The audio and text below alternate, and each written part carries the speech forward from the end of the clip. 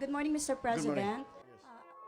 What is your position on the plan of the International Criminal Court to investigate former President Rodrigo Duterte over his war on drugs? My position hasn't changed, and I have stated it often, even before I took office as president, that there are many questions about their jurisdiction and the what we in the Philippines regard as an intrusion into our internal matters and a threat to our sovereignty. No, I do not see what their jurisdiction is. I feel that we have in our police and in our judiciary a good system. We do not need assistance from any outside entity. The Philippines is a sovereign nation, and we are not colonies anymore of these former imperialists.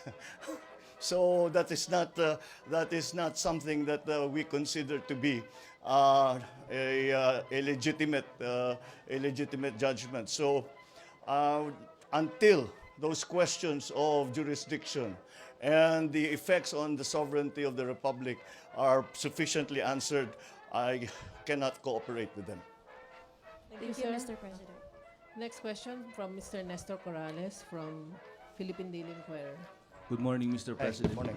Sir, do you think it is now the right time to activate or to invoke the country's mutual defense treaty with the United States following the laser pointing incident at the West Philippine Sea? Perhaps it is because if we activate that, what we are doing is escalating, intensifying the tensions in the area.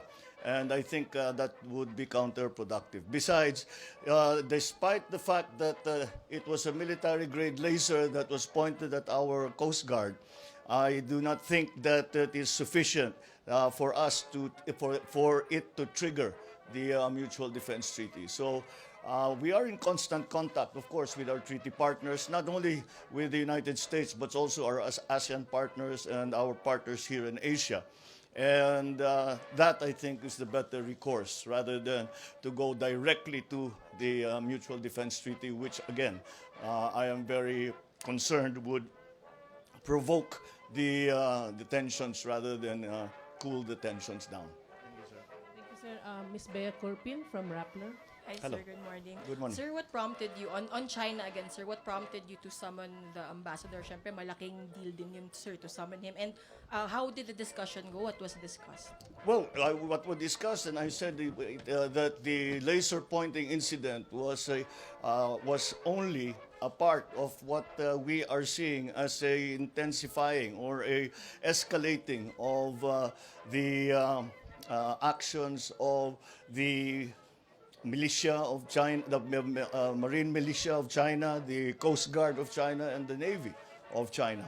And I said we have to find a way around this, because if we are such close friends, such as China and the Philippines, these are not the kind of incidents that we should be talking about between the president and the ambassador to the Philippines from China.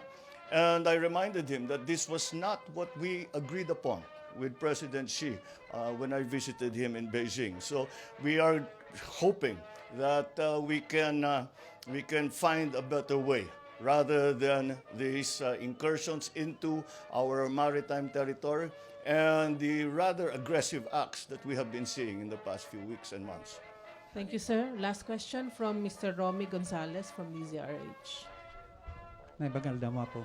Considering the fact that the Cordilleras is the water cradle of the North, sir, what's your policy, direction towards protecting the environment in the Cordilleras, especially mining, sir? Well, I think in terms of protecting the environment, it's very clear what the position of this government has always been.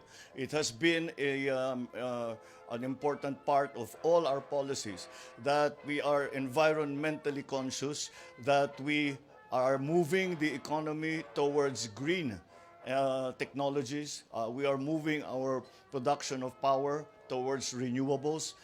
So in that regard, all our forest cover is important and must remain.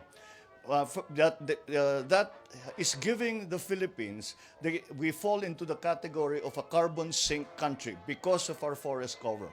And so that is a very valuable asset for the Philippines. Now, in terms of monetizing, you can actually now monetize forest cover. You can give it a peso value, a dollar value, so that we can take advantage of being more active in promoting and monitoring, regulating, and encouraging the care of our forest cover, of all our environmental assets. It's very, very important. When it comes to mining, mining is very clearly an important part of our plans for the economy. However, it's clear that we do not want some of the incidents that we saw in the past few years to happen again. And so it is really a question of enforcing the law in terms of responsible mining. And that is what we will continue to do. We will always make sure that the mining companies who come in, once they are finished mining, that they leave the site in the same condition as it was when they found it. Thank you, sir. Thank you. Sir, thank you, Mr. President. All right. Thank you very much. Thank you, Thank you. Malacañang Press Corps.